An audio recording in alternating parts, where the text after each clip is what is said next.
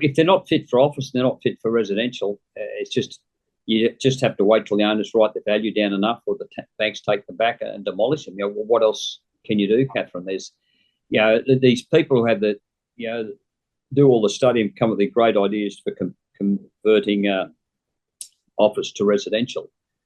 I've been saying for years, it's just ridiculous. I think there's only one in Brisbane that had happened, and that's a hotel down in the corner of Albert and Mary Street, because it was a 700-metre small floor plates.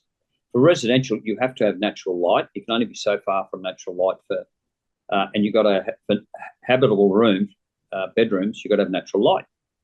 So big floor plates don't work. So you've got to have small floor plates. But then you've got to have your emergency exits, your fire stairs in the right place. You then have to have, when you do every unit, will have toilets, bathrooms, kitchens, laundries. So you've got to bring all that plumbing in. In a typical office floor, you'll have some central toilets, male, female, handicapped, and then you'll have a couple of kitchens around the place. So the changes that you have to do to modify them for residential, but then they're still not built to purpose. You're bastardising the existing building to try and make it work. Anyone that is going to buy it isn't going to pay the same price they would for a new building. So you've then got to discount it. And most office buildings, they just don't supply the amount of car parking that most residential buildings need. So there's very, very few. You get these people say this is one of the solutions. Once again, I think there's an article in the Fin today.